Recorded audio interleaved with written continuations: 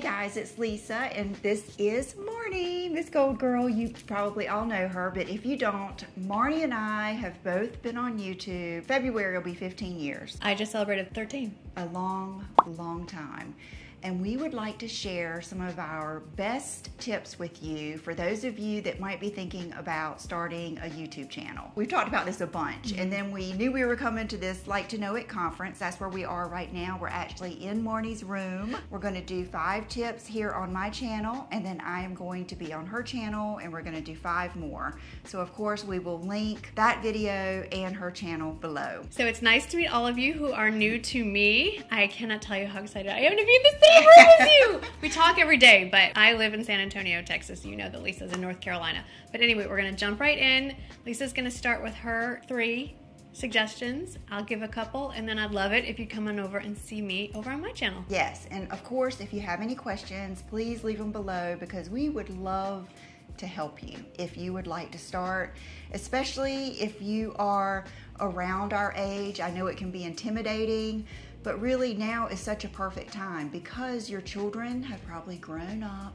You've probably got a little bit of time, and it's just a great way to have a social life but still be at home, and it's just fulfilling. It's fun, and it is a lot of work, so we want to help you get started. Okay, so the first one I am going to talk about is being authentic. And you probably think I'm meaning being authentic with you guys, and I do mean that because I do think it's very, very important to respect your viewers and to just tell someone the truth, whether you do like something, whether you don't, really guide them in the right direction. But I also think that it is very, very important to be authentic to yourself. If you are thinking, I want to do YouTube, what am I going to make my channel about? It needs to really be something that you are authentically interested in, and it needs to be your real opinion and your real taste. I don't want you to just see, oh well, so-and-so does good with drugstore makeup. I don't really like drugstore makeup, but I'm gonna try it. I don't think that will work. I think it really has to be in your heart. I think that it comes across on camera when you really, really like something and when you don't. And so I would say, think about those things that get you excited, whether it's clothes, it could be cooking, it could be DIYs, it could be home decor, it could be, I mean, there's so many things now on YouTube. When we started, what was it, makeup? There wasn't even fashion yet. It was mostly makeup and gamers. Yeah. And it was such a small community. It was like a chat room almost. We knew we were talking to each other and just like a handful of subscribers. And it was really neat. I miss the old days in a lot of ways, but things change. Everybody grows, and it has been a wonderful, both of us, it's been a wonderful thing. Think about those things that you love. It can even be like, I know there's channels on homeschooling and fitness. Yeah, fitness. There's a whole booktube. They call it booktube. Yeah.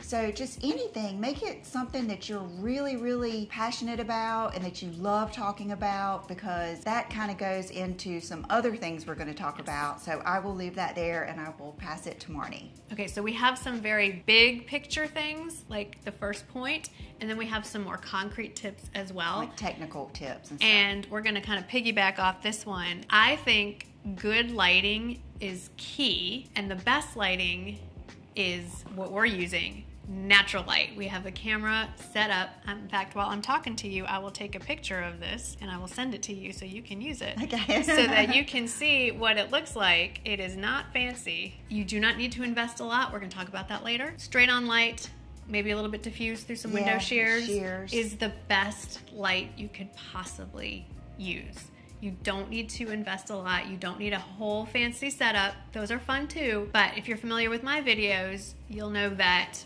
99.9% of them are filmed sitting at my kitchen table in front of my window. That's it. I agree. All of mine are with natural light. Matter of fact, when I film and I have to use light, that's when it's yellow, and that's when every crease of my face is showing. It's just not good. You don't have creases. Yeah, I have these. It's easy to get bogged down because I have a lot of you that write into me that you want to start a YouTube channel, and you ask questions like, what camera should I get?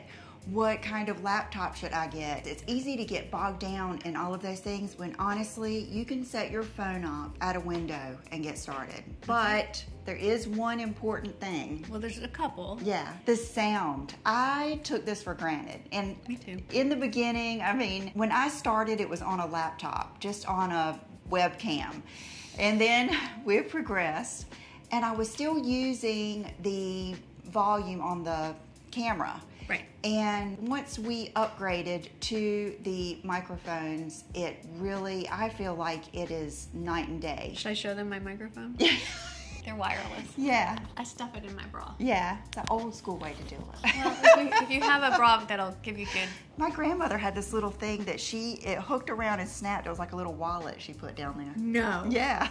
Okay, that's impressive. That's secure. Yeah, hey. And you can buy like a lavalier mic. These that we're wearing are a little bit more expensive because they're wireless, but it's worth the investment. She'll talk about too, investing in different things, but we have both learned that it is very important and that people will watch a video longer if they can hear you. They will take you more seriously. Don't get bogged down in a 4K screen. It's better to pay more attention to your sound, in my opinion. And I would say to add to that, like we're just sitting on a couch in a hotel room with the wall behind us.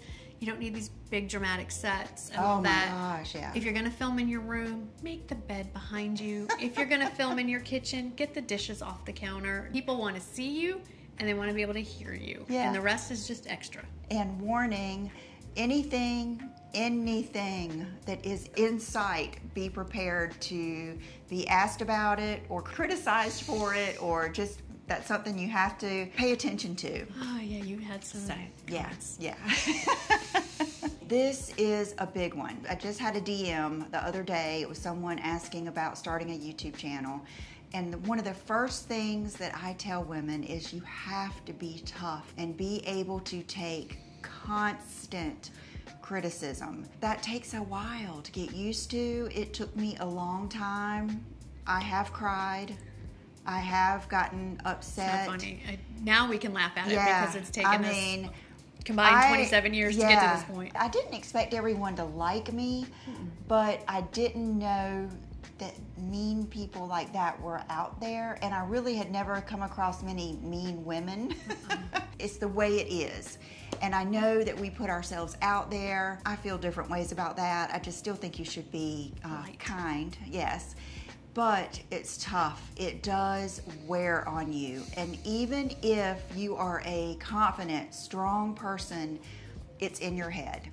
And you will think about it. It's hard to not carry it with you, like into your family life and a lot of things like that. So you have to be able to take constant criticism. You can get over them criticizing your looks because that's kind of expected, but then when they'll start criticizing your character, how you are as a friend, a mom, a person, just all of these things. So that one gets tough. So you have to be tough and you just have to expect it, and you will get tougher and tougher, but it's something that you must consider.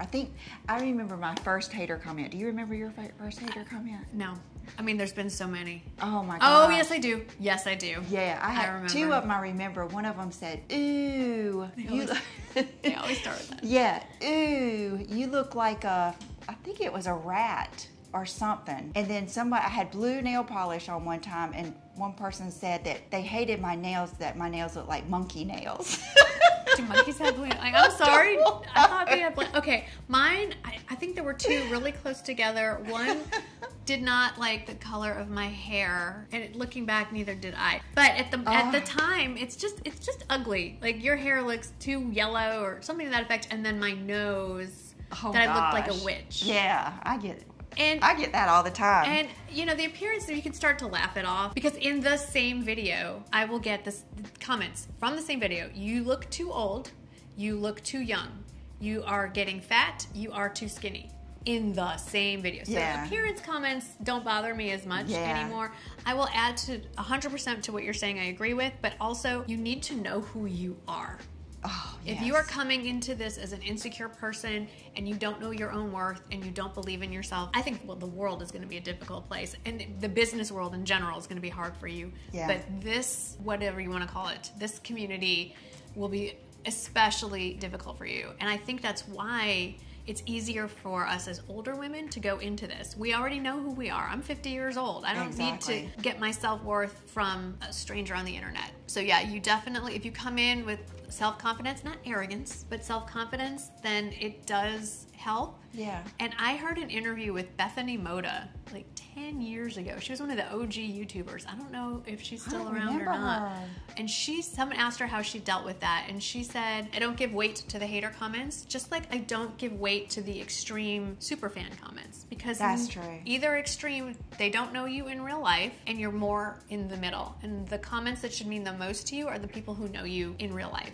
And everything else is just extra. Yeah, and I think that kind of goes back to being authentic, because it's kind of like it is what it is with me. Like, my parents watch my videos. My husband, he's usually in the room. Yeah, exactly. So it's kind of like, if you're proud of your life and the person that you are, then there's not a lot somebody can say. But it does, just the constant criticism, and I think the intention behind it is what hurts my feelings. It's not what they say, but it's the point that why would you try to hurt my feelings? Yeah. But and some days are worse than others. That's or some true. weeks you just get kind of weak and then you bounce out of it. And the best way to deal with it, though, is you have friends in the business. Yeah. And then you call each other, or you take a screenshot of it and you say, can you believe this? And you laugh about it and you move on. Yeah, and sometimes I'll even be reading under someone else's, like a big YouTuber that I really admire, and they get the exact same criticisms. Yeah. And you realize, okay, they say that to everybody, so that helps. So when I was talking about good lighting and good sound, I was talking about not investing too much. And so my last point for this video, and if you want to hear more, remember to go see my channel, MsGoldgirl, and we'll link it below. We've written all your stuff down if you're wondering why we keep looking down. But at the end of the day, as much fun as this is, Lisa and I both started this as a hobby. We had no idea there was ever going to be any kind of income to be made off of this. But at this point, this is a business, and Lisa and I have a lot in common, and one of the things we have in common is our approach to business. We're very conservative fiscally, believe it or not, when it comes to spending. My philosophy is the business has to pay for itself. So if you want a fancy new camera, or you want to upgrade your lighting or your monitor or whatever it is, that's great. Those things can really help bump up to the next level, but you need to wait till the income is coming in to pay for it. You should not be drawing into your personal savings to start supplementing your YouTube equipment. If you have a fairly recent iPhone, you've got a camera. You can get a lavalier that hooks into this for $40 on Amazon, and Lisa can link those down in the description box, and you can go check them out. And then you can build an audience, and you can become a YouTube partner, and you can start linking things on Amazon or however, and when those commissions start coming in, then you can find ways to reinvest that. But even at this point, 13 plus years in, over 200,000 subscribers, I am not gonna run out and buy the next thing I want until I have set aside savings that's coming in from the business to go pay for those things. Yeah, never go in debt. Because you may not like it, it may not pan out, and it's not worth it. You don't need to. You just don't need to go in debt to do this. And even you may see, well, I need to buy clothes or I need to buy makeup. You really don't. You can start with very little. And then what we did, I know what I did is if I made $100, and you know, John was always pretty good with letting me get a few things, you know, within our budget. I was a stay-at-home mom. And so I would put my little bit with what he would let me get. Because I can remember going to like a Chanel event and he would tell me I could spend X amount. And I would just stay within that range. And I've never got, you know, so far that I couldn't handle it. I never put things on credit cards or anything. Well, unless you can pay the balance of the month. Yeah. But just, I don't want anyone to get into debt thinking that you have to start a YouTube channel, because you don't. Really, just your talent and like doing makeup tutorials or, you know, fashion videos or whatever, cooking, whatever. You've got something to contribute without having to go into debt. Oh, but if you do buy equipment, save your receipts, because those are tax deductible. That's right. Although my husband has explained tax deductible does not mean free. You still have to spend the money to get it in the first place. That's like that trend on TikTok, girl math. Do not even get, how demeaning. Do not even get me started. I didn't know about it till I went to that event. And I was like, what? But it was funny. It's funny, but it's insinuating that we can't do math. Side note, there are more women as STEM majors now than men. Anyway.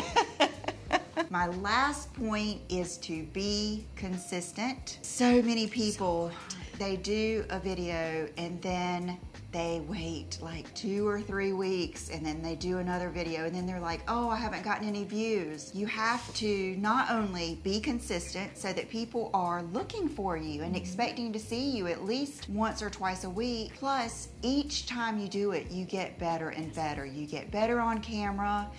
You see things, you know, next time we should sit over here, or, I mean, yeah, you've got to go watch the video on Marty's channel because the next one will be better. No, that's exactly you learn. You just learn with every experience. I don't know if you guys have ever heard of Mr. Beast, but he's like one of the biggest, tiny little channel. Yeah, biggest YouTubers. And that's what he said, is he just kept making videos and made each one better and better and better. And that's what I try to do too. I try to just learn a little something and just improve, but you can't improve if you're not doing it. It's really easy to get bogged down into reading how to do something or reading about equipment or doing all these things. You just have to kind of jump in and do it.